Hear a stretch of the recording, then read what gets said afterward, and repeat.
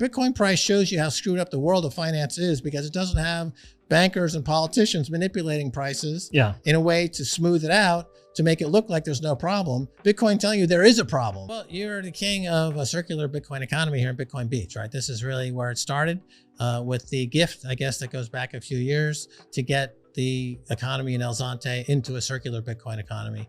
And that was the model, in fact, that caught the attention of the president, and which kind of pushed the idea of making Bitcoin legal tender along. So we know that it works in an area, in this area.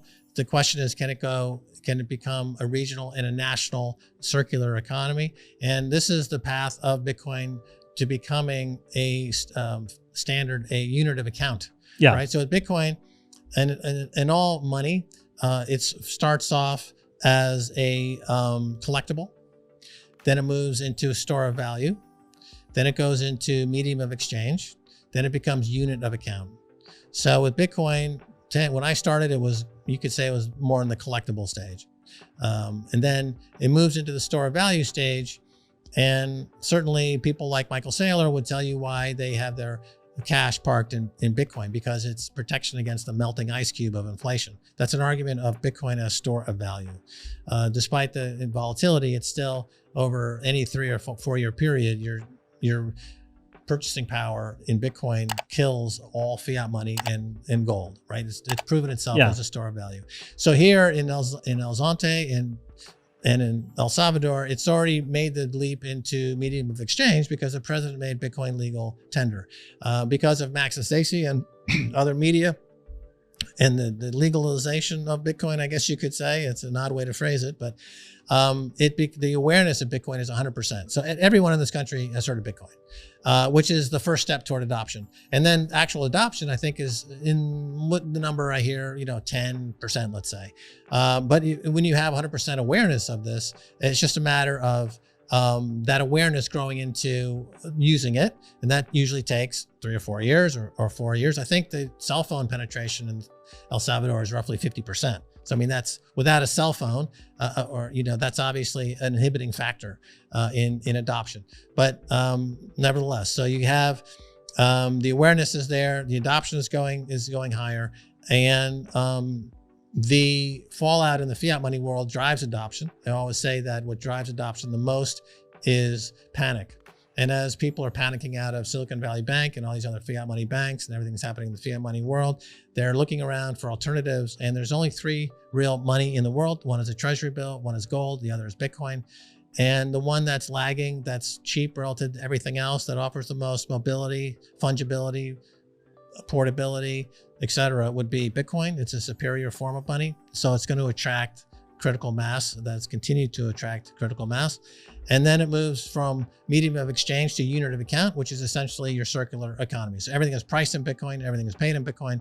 Bitcoin is the standard, it's a reserve standard, it could be the global reserve standard. And that's essentially what a circular economy is. So, and that's the full stages of money. Bitcoin offers everything gold was doing, but as better in a digital age. The transformation through software finally arrived in the world of money, and we gave us Bitcoin, which is arguably perfect money.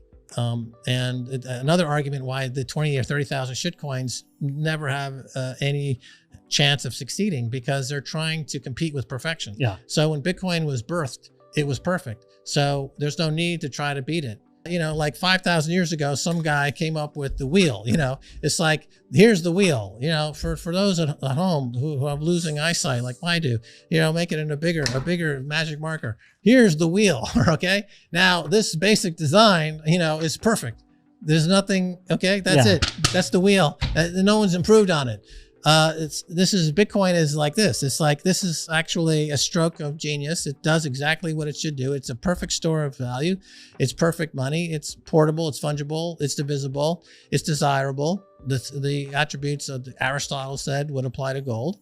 And this is Bitcoin. So in the case of El Salvador, the president has figured out that I don't need to futz around like trying to create a monetary model, and I don't need to try to compete with these other central banks. I don't need to have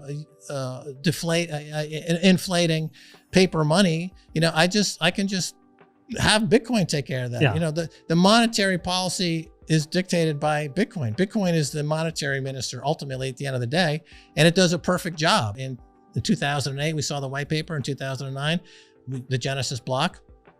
And now in 2023, we know we're on the right path because every single bank in the world and every single central bank in the world and all politicians who are lobbied by bankers in the world are putting all of their effort into trying to stop Bitcoin, which is great because it only makes the hash rate goes up and therefore security goes up and therefore price goes up. So Bitcoin is designed to be attacked, and they are attacking it now. And, you know, forget about price. Just look at hash rate. Look at a chart of hash rate. All that computational power is being thrown at the network. Just keeps going up. 300 up quintillion calculations per second, right?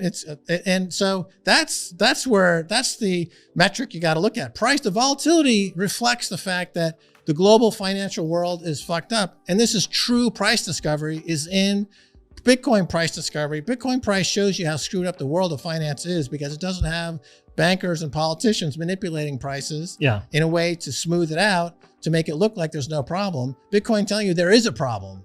Like the volatility index is an index that uses on Wall Street to measure how much risk is in markets. Bitcoin is the ultimate volatility index. That's not the thing that's volatile. It's everything outside of Bitcoin that's volatile. It's simply giving you a price signal of how volatile things are out there outside of Bitcoin, because the coins come every 10 minutes. The difficulty adjustment, kicks in.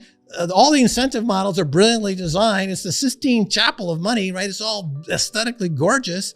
It's the world that's volatile, not Bitcoin. The big picture is El Salvador becomes Bitcoin country.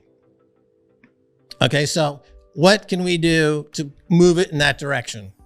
And there's a lot of stuff on the plate, a lot of stuff to consider, a lot of stuff to do. And but that's, I think, a goal that is a unifying goal. You want people moving here. You want to be able to make Bitcoin maximalism safe, to push it forward, to keep everything away from that might not be Bitcoin maximalism. And so you create that citadel, that Bitcoin maximus citadel nation, Bitcoin country. So there's just a lot of different ways to do it. And so anyway, we came in that year. Then we went back to North Carolina and we were there for a few weeks. And I think, you have to really, get into the Stacy story here, because she really was almost like jumped out of, off the chair one day and just was like, we have to go back. We have to move there to be part of something, right? So to be part of something special, to be part of something historic, to be part of something that is going to change a lot of people's lives. And also the Salvadoran people are very, very kind and very nice people, and they're very open people, and they're very generous people. And these are the people that are going to benefit from this the most. And to be able to be part of that community. I think it's about 25 people have said we're now part of their family. So now it's just, we've made friends. We have more friends in El Salvador than we've ever made anywhere else, really.